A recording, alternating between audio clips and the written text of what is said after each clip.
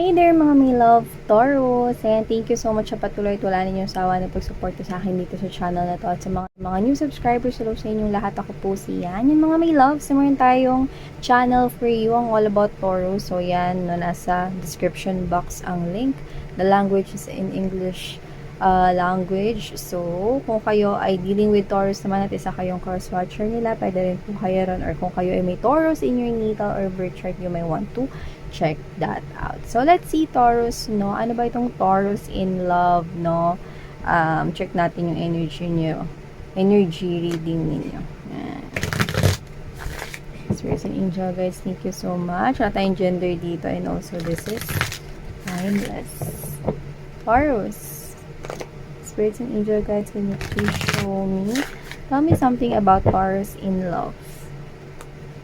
Taurus in love.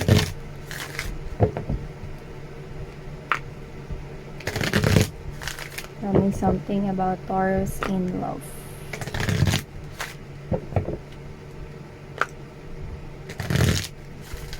I'm seeing letter K, O, and T. Maybe those are your initials or the person that you're dealing with, but doesn't have to be. Taurus in love. Okay, let's rock this.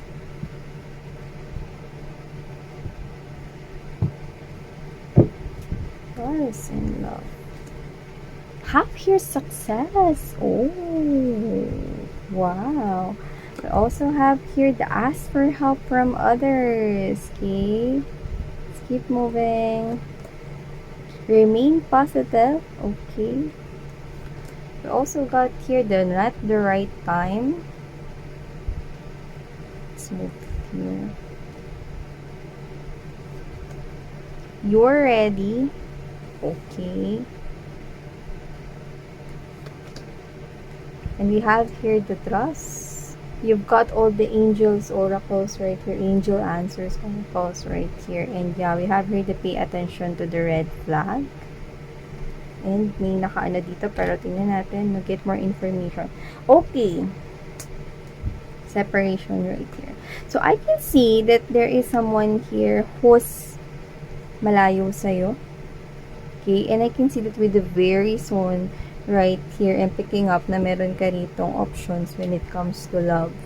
Pero, so nakikita ko dito kung sino tong someone na nakaseparate sa'yo, we have here the pay attention to the red flag. So, with the get more information, I think, okay, tingnan mo mabuti kung nagbago na ba yung tao na yan. Kasi nakikita ko dito na meron naman ditong success and your angels are guiding you. Okay? Through your friends, makinig ka sa mga friends mo, sa close na family members mo rito. Kung sino ka-close mo, okay, gagamitin silang instrumento rito, no, ni universe or ng inyong mga angels and spirit guides right here, no, para, okay, hindi kayo pabayaan when it comes to dealing into this situation. Kasi maaring mga babes, no, maguluhan kayo. Kasi nakikita ko rito na pwedeng may dalawang energy akong nakikita na makakadeal ninyo rito.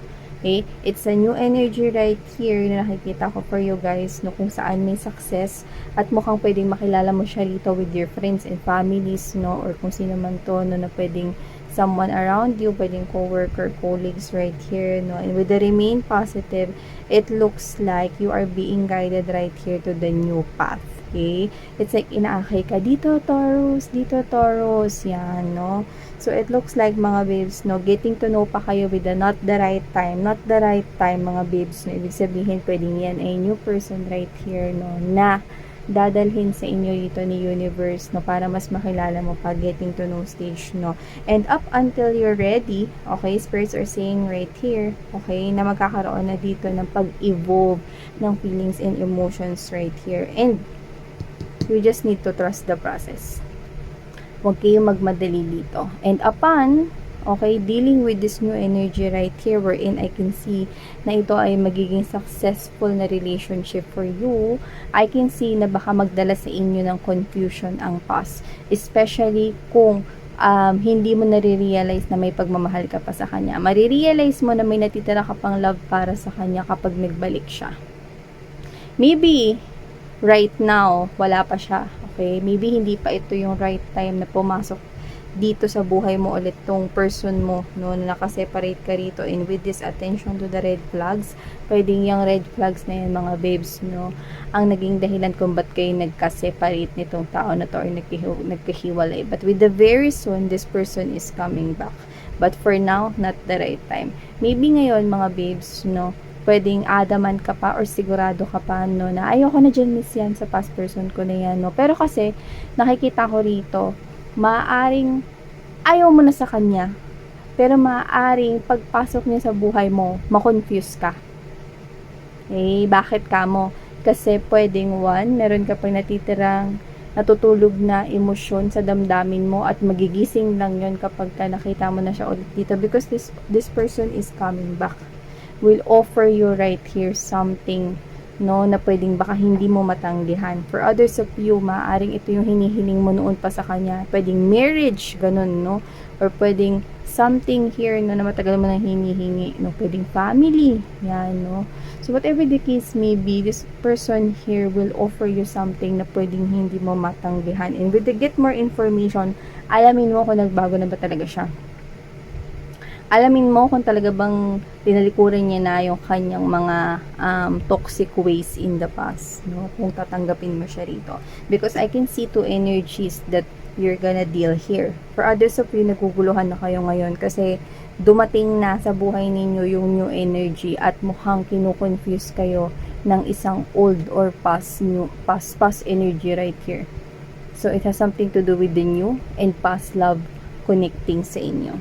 Yeah, because this other person here is wanting to reconnect to you. So, nakikita ko rito, Taurus.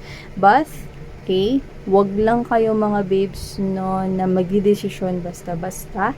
Okay? Magtanong-tanong kayo sa inyong mga spirits and angel guides right here, and they're telling me, okay, na gagamitin nilang instrumento or medium yung mga taong malalapit sa'yo. Pwedeng best friend mo, closest circle of friends mo, pwedeng family mo, or baka yung mom or dad mo, no, na kung sa kanila ka-open, no, sa lahat ng bagay, no, manghingi ka sa kanila ng mga advices. Kasi sila yung gagamiting instrumento rito para hindi ka maligaw ng landas at maging successful itong love life mo.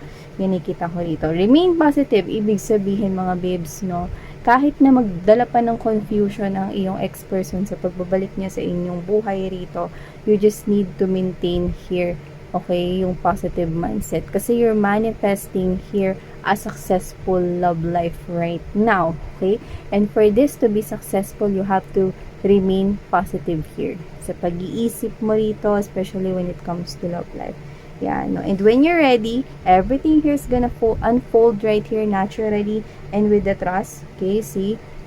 Ginagabayan ka rito ng yung angels and spirit guides. So, you do not need to worry at all. Yan. So, this old person here is coming back to you. Okay? But, spirits are saying, get more information about that old person wanting to reconnect with you. Okay? And, see, pay attention to the red flags right here. Okay? Alam mo sa sarili mo kung ano yung red flags na yan. And whatever it is, we've got it in a right position. So, I think, mga babes, no, probably this person still hasn't changed. Yeah. At kung siguro meron man, siguro trinay niya, no, pero kayo makakapagsabi niyan. Mararamdaman niya pagka nagbalik na siyang muli sa buhay ninyo. At hindi na ito magtatagal kasi very soon, it's something here in the immediate future. Sa iba nga pwedeng bukas na yan eh. Okay? Sa iba naman pwedeng sa makalawa na yan. Pero whatever it is, no, I can see that your love life will be successful right here. Yeah, look at that, no? It's up to you. You have options right here. It's up to you if magpapaguide ka sa yung mga spirits and angel guides right here. Kasi nga sabi ko sa inyo, meron ditong mga energy, no, na marirealize lang nila yung tunay na feelings nila sa ex-person nila kapag dumating na ulit or bumalik na sa kanilang life. Okay? But at the end of the day, it's your free will. But your angels and spirit guides are here with you. Imagine, nakuha mo lahat to, puro mga angel answers yan. So, ibig sabihin, no, yung mga angels and spirit guides mo ay talagang gumagawa rito ng paraan, no, para matulungan ka rito maging successful ang iyong love life, okay? So, ganun ang gawin mo. When this past person comes in or comes back into your life and you're dealing with another energy right here, listen to your intuition and ask your closest friends or family members right here, or your mom or your dad, no? Ask advice kasi sila po yung gagamiting instrumento. Okay? So, thank you so much, Taurians. Love and light. Annyeong.